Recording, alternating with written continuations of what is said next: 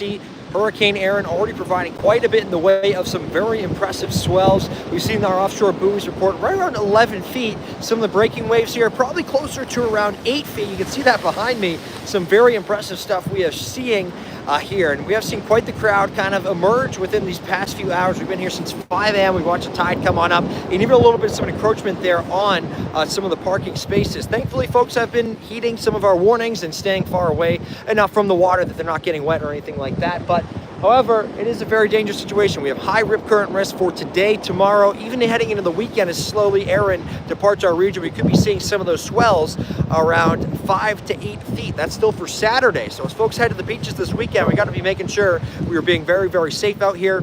We've had a few live shots. Thankfully, the rain and some of the wind we're seeing right now, that is helping to steer Hurricane Erin further out to sea than it would be making a close approach here. Still the storm about 400 to 500 miles away, churning up our waters. We'll continue to see some of those larger wave heights within the next 24 to 48 hours. And then once again, heading for the weekend, we do expect to see some improvement here. But quite the sight to see. If you're heading down to the water, of course, make sure you are several yards away from the actual water's edge, away from the seawall, not be going on any of those jetties or anything like that. Yes, it's a surfer's dream, but unless you are a very, very strong swimmer and you're looking to go surfing, we do not recommend being out in some of these conditions. The state beaches are closed to all swimming for the rest of the daytime.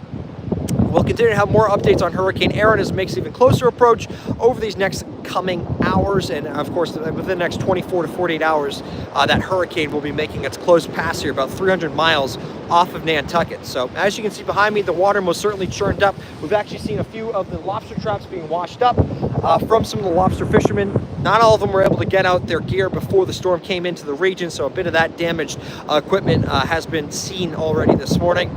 We'll provide more updates from across the region as we continue to track some of these large swells. Just make sure you're being safe and being kind of adherent to some of the conditions we're seeing out here. So we'll leave it at that and hope everyone has a wonderful rest of your daytime and hopefully staying safe here for the rest of the week.